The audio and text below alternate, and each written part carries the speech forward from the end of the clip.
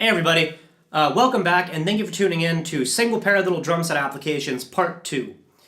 So in the first part of this video series we talked about taking the single paradiddle and turning it into some drum set grooves. If you haven't checked that out yet, I highly recommend you check that out either before or after this video. However, in these next two videos we're going to be talking about taking the single paradiddle and turning it into some drum set fills. I should mention there is going to be a free PDF that is a worksheet that's going to coincide with the next two videos available for download, and that's going to be at www.nbdrumlessons.com. The website is currently being worked on, so it might not be up for a couple days, but I will leave a link in the description, so make sure to check back for that whenever you guys can. So anyway, enough of me rambling, let's go ahead and get into these exercises. The way we're going to break this down is we're going to take the sticking pattern from the single paradiddle and we're going to move the accents around in a very similar fashion to what we did in the first portion of this series. Once we get the accent patterns down, we're going to go ahead and orchestrate it around the drums, which again is just like we did in the first part. When we get to the actual orchestrated parts, the format is going to be one bar of a groove followed by one bar of the fill, and then we'll repeat it.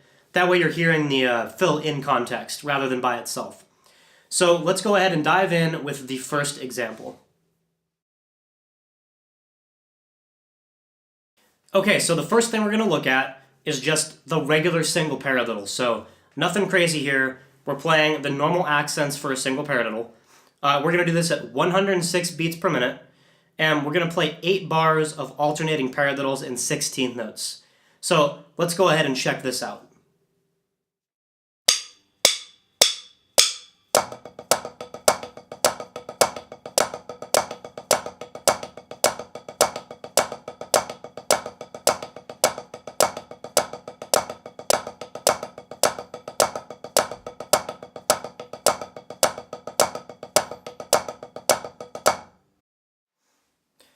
Okay, once you're comfortable playing the single paradiddles at that tempo, let's go ahead and look at the orchestration. So we're going to use the format that we did before, where we're going to play one bar of a groove, basic drum set groove, and then the bar of the fill. So the rate of the rhythm is still going to be 16 notes for the fill. The only thing that's going to change is we're going to move the accents. All of the inner notes are going to be on the snare drum. So the accent on beat 1 is on the floor tom, accent on beat 2 is going to be on the snare drum, accent on beat 3 is going to be on the high tom, accent on beat 4 is going to be on the high tom. Cool. So let's go ahead and check this one out, staying at 106 beats per minute.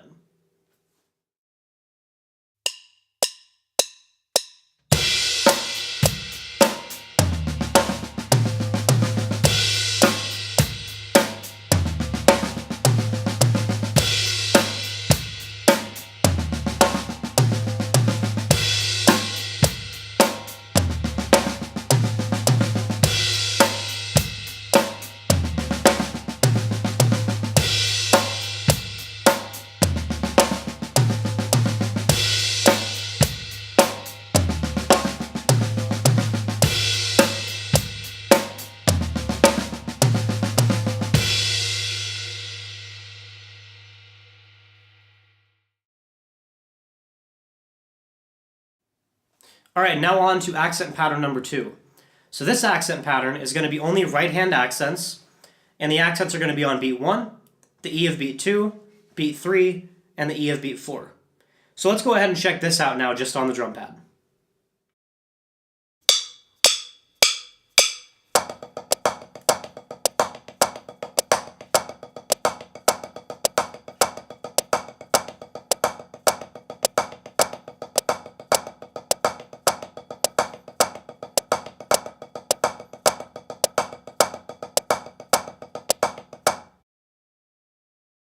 Now once you get that down, let's go ahead and look at the orchestration.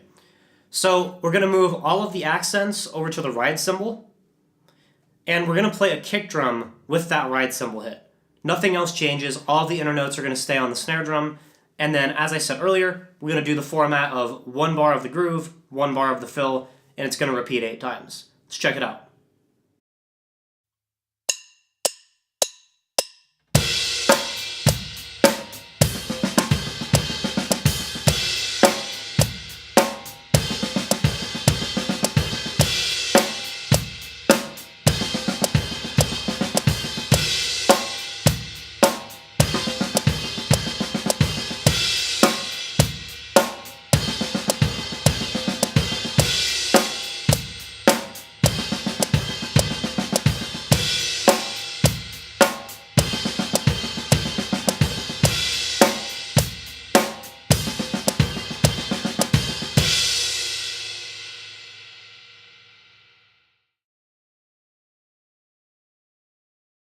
Moving on to accent pattern number 3 now, which is going to be only left-hand accents. So now you're going to have an accent on the E of beat 1, beat 2, the E of beat 3, and beat 4. So like we've been doing, let's go ahead and check this pattern out just on the drum pad.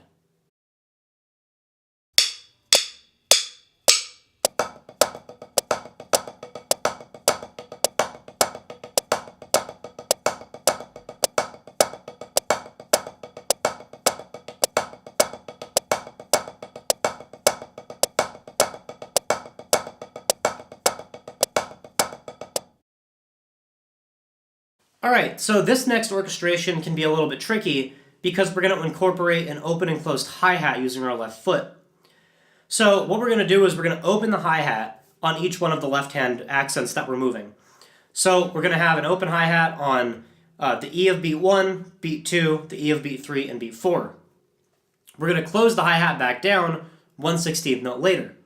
So the hi-hat's going to close on the and of 1, the E of 2, and of 3, E of 4. Now, when you're practicing this one, make sure that you're paying special attention to like what my feet are doing in the video and try to match it as close as you can. This is going to be one that you're probably going to want to back the tempo down on when you're practicing on your own time. Let's check it out.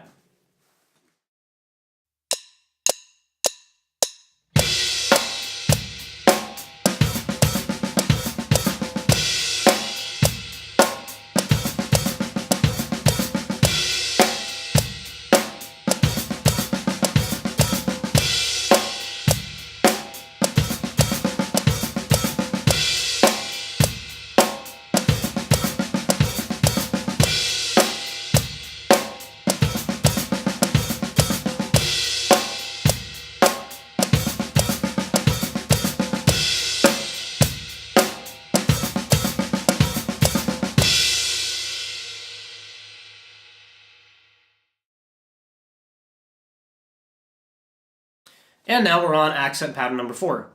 So accent pattern number 4, you're going to accent the first 2 notes of each 16th note grouping. So you're going to have 1E, 2E, 3E, 4E.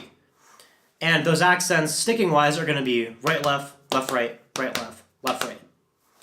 So let's go ahead and check this out on just the drum pad at 106 beats per minute.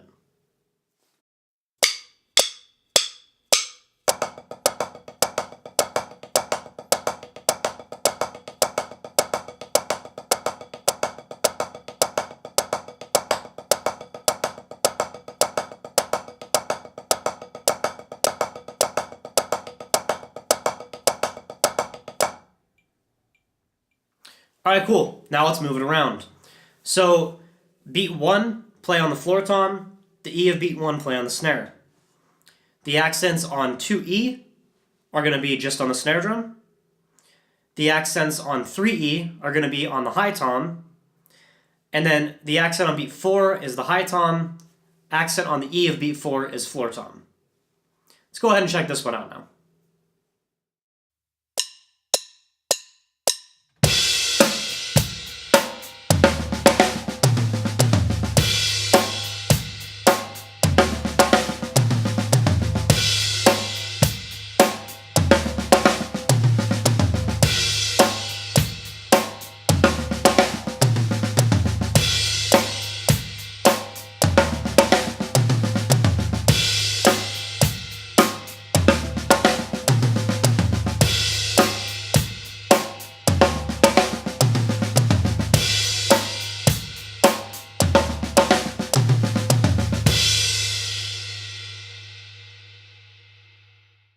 Alright guys, that is where we're going to wrap up today's video.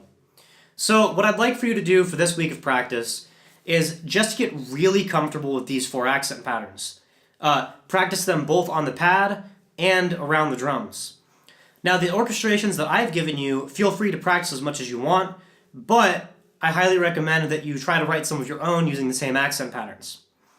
So stay tuned for next week's video, which is going to be a continuation of this video, where we're going to combine some of these accent patterns together to make for some more creative and more diverse fills. So, as always guys, thank you very much for watching. Make sure to like, comment, and subscribe, and we will see you next week.